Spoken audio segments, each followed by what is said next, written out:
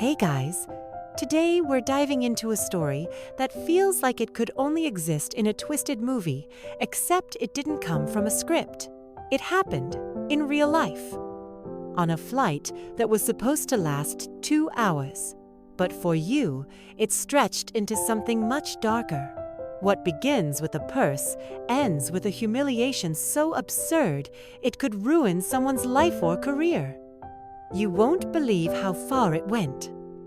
So, before you get comfortable, take a moment to like the video and subscribe, but only if you genuinely enjoy what I do here. Let's dive in. You had just settled into your seat when everything blew up like an explosion with no warning. Not a real blast, but the kind that happens when someone throws away all logic and hits the judgment switch.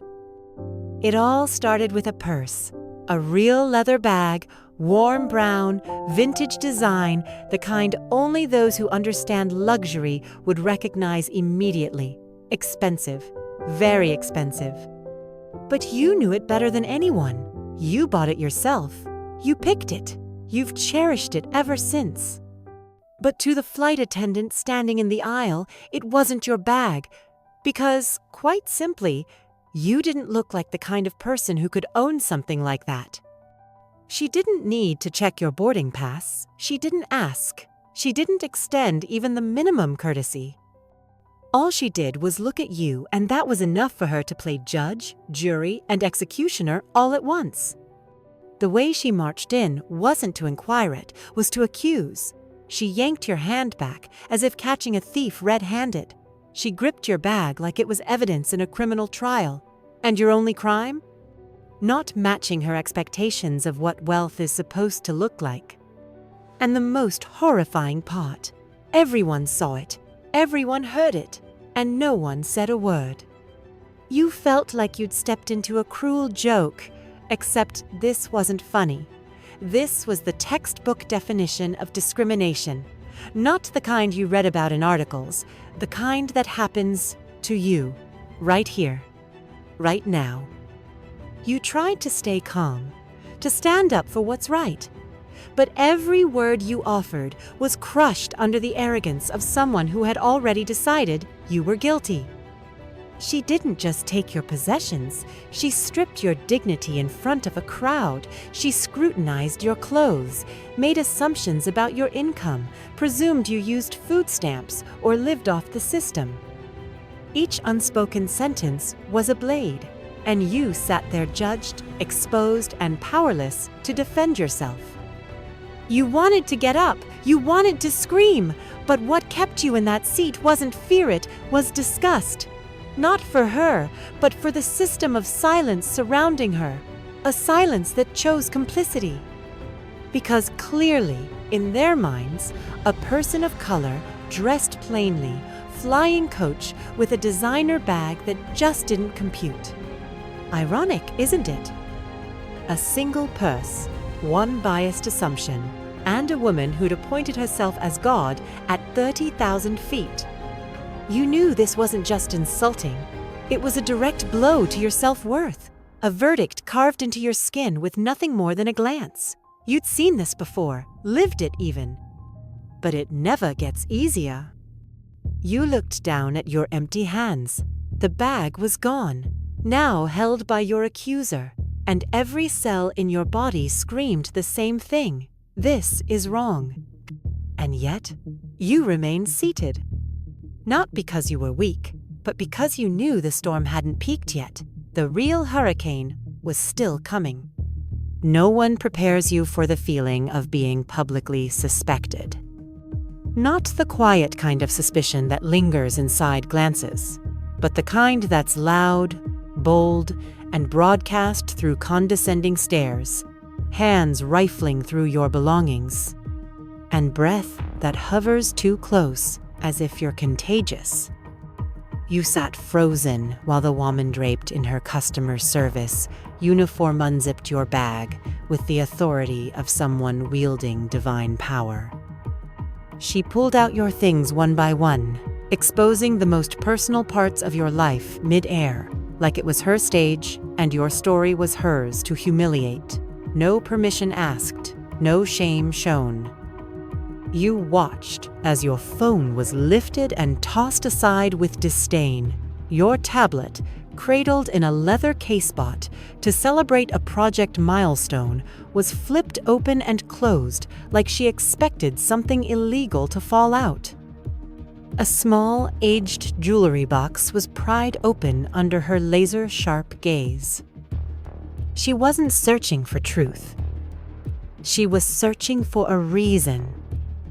Every item you owned private, precious, or practical was reimagined into evidence for a fantasy she'd already written in her mind. You weren't a passenger anymore. You were a suspect in a fiction of fraud and theft, crafted by someone who couldn't accept that your presence disrupted her worldview. You felt the shift in the cabin's energy. People breathed differently. No one spoke, but discomfort started seeping out of the seats around you. Not discomfort at her actions, but at you, the problem, who dared to exist and disrupt their quiet flight. She evaluated you through credit cards you didn't carry because you preferred Apple Pay. She dissected your items through the lens of designer culture and luxury cars, then drew her conclusions. Her eyes screamed it. Someone like you couldn't possibly belong in that lifestyle. Not legally. And the most painful part? You knew you weren't the first, and you wouldn't be the last. You'd seen it on social media, in the news, in bitter stories shared by friends, people being humiliated not for what they did, but for how they looked. Judged on sight by uniforms trained in policy, but not humanity. Authority twisted into permission. But you never imagined that today, boarding that flight, you'd become the character in that narrative. You remembered your face in the mirror that morning, calm, polished, confident. The bag you chose to carry not to show off, but because it represented something real, your independence, your work, your success. Now, all of it was twisted into a cartoonish accusation, your accomplishments rebranded as props in a crime scene. She picked up one last item, your car keys, and smirked, as if this, finally, was her golden ticket, Porsche keys. The kind of car people associate with CEOs, celebrities, or white men in tailored suits. Not someone like you, brown-skinned, hair tied back, in jeans and a sweater, flying economy. She didn't need to check registration, didn't ask for proof. All she needed was a glance and her story was complete. You didn't fight, didn't yell, didn't snatch anything back. You just looked her in the eye and saw something more dangerous than power, blind belief in prejudice. A nearby passenger shifted in their seat, like they wanted to speak up. But then they backed down. A small retreat, but it said everything. They knew this was wrong, but they didn't want to get involved. You didn't blame them. You just felt tired. Because the silence of good people is often the loudest vote for the wrong side. She said something more. You didn't catch it. The cabin's noise blurred, her voice fading under the weight of your own resolve. You weren't going to let this happen again. Not to you, not to the next person, not one more time. You sat upright, adjusted your posture, and felt a quiet current rising inside you. It wasn't fear. It was readiness. Because if she thought this was the climax, she had no idea that you hadn't even started fighting yet. The plane cabin had transformed into a bizarre theater where you were no longer a passenger, but a public target. She stood there, her nameplate gleaming on her chest like a badge of unquestioned authority, balancing on the edge between control and collapse. She wasn't seeking truth anymore. She was drunk on judgment. And with each passing second, it became clearer. She wasn't trying to resolve a problem. She was trying to win. And then came a shift so slight, it might have gone unnoticed. From behind, a figure approached. No words spoken, but the eyes said enough. One of her co-workers had entered the scene. Younger, calmer, his body language uncertain, like he was quietly ashamed to be associated with what he was witnessing. You could tell he'd been watching for a while, probably debating whether he should intervene or stay out of the chaos unraveling row by row. His gaze met yours briefly. Something passed between you. Sympathy, maybe, or guilt. As he stepped closer, the tension spiked. She turned to face him, her stance rigid, the posture of someone used to command, unused to being questioned. You couldn't hear their exchange, but you didn't need to. Their body language played out in sharp contrast. He gestured gently, his voice calm, hands open.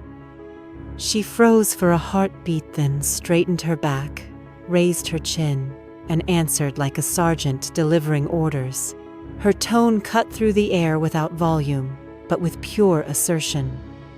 He was trying to bring reason, trying to inject humanity into a situation that had lost all logic.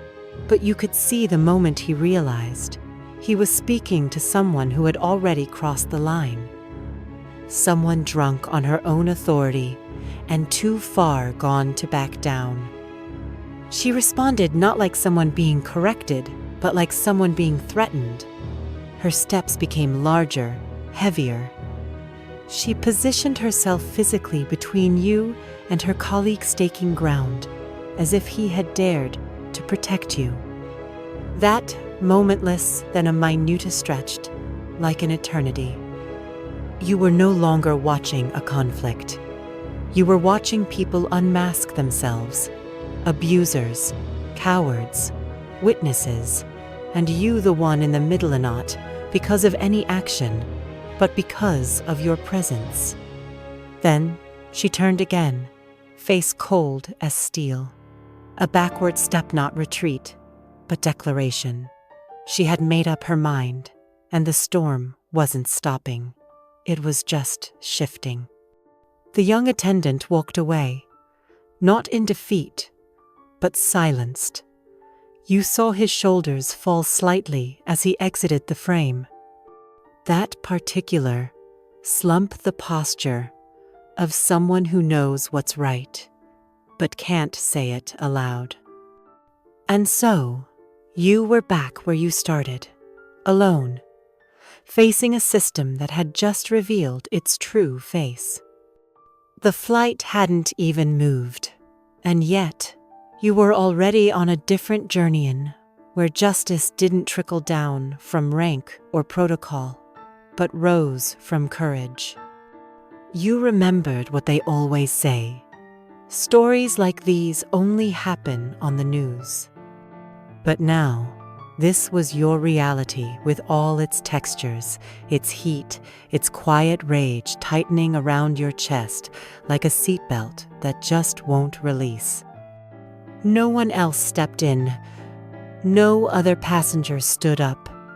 She carried on, manipulating the moment like a one-woman show, her voice rehearsed, her presence composed, her wrongness perfectly polished. You sat motionless, but inside, you were engraving every detail into memory. The hesitance in her co-worker's eyes, the subtle cowardice of the crowd, the flickering dim light of what was left of morality. You knew he couldn't save the situation, but he'd seen the truth. And sometimes, that's enough to start a reversal. No one boards a flight expecting to be met by police, especially not while sitting quietly, following every rule, with your own bag in the overhead compartment. But that's exactly what was about to happen to you. You didn't know exactly when she called them, maybe right after her colleague backed away, or maybe earlier, long before she ever confronted you. But you heard the quiet buzz of the intercom, saw the subtle reach for her radio, the kind of coded alert disguised as standard procedure. She was no longer playing small. This wasn't about suspicion anymore. This was about escalation. She wasn't just using her bias, was trying to turn it into a criminal charge. The shift didn't come through sound. It came through eyes. Eyes from every row that now looked at you differently. A few narrowed, others flinched. You could feel it, the suspicion, starting to settle in the cabin like low fog, and all it took was the phrase, "Police will be waiting at the gate." In that moment, truth didn't matter. A uniformed staff member had made a call, and in the eyes of the passengers, that was enough to assume something must have happened. You saw yourself through their eyes now, not as the person being wronged, but as the person being watched. She stood straighter now, adjusted her collar like a performer preparing for curtain call.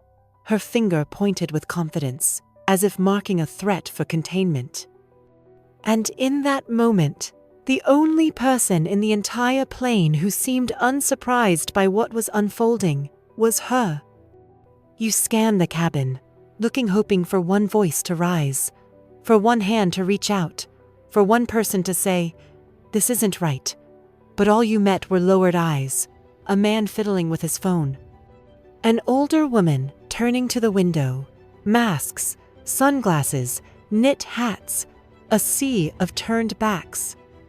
The silence was suffocating, and you, clear as day, visible, undeniable, stood alone in a storm no one else wanted to feel. The plane began its descent. Her voice crackled through the speaker system, calm and clinical, as if she were reading a weather report and not delivering a human being into handcuffs. It was all cloaked in policy, in procedure, but you knew what this was. This was retaliation. Because you hadn't broken, because you hadn't bowed, because you dared to sit with dignity, even as she tried to strip it away. You imagined stepping off that plane in minutes, flanked by airport police, watched by dozens of strangers. You imagined what they'd assume, what they'd whisper later, that you were a fraud, a scammer, a cautionary tale.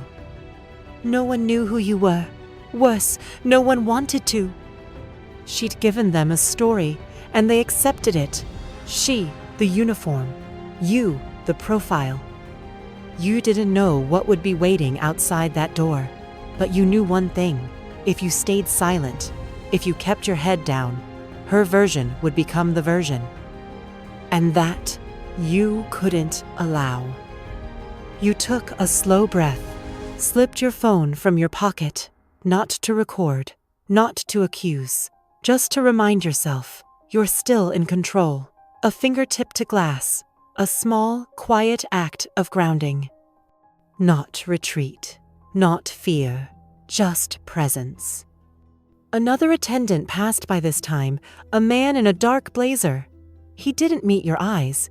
He was there to monitor you. A preventative measure, a soft form of detainment, cloaked in nicety, no handcuffs, no charges, just suspicion in uniform. You stared forward toward the sealed door. Beyond it, maybe handcuffs, maybe interrogation, maybe the worst kind of misunderstanding. But deep down, something told you that wasn't what was coming. Not because you hoped, but because you knew. She thought you were nobody, but you weren't just someone. You were the person the system was meant to serve.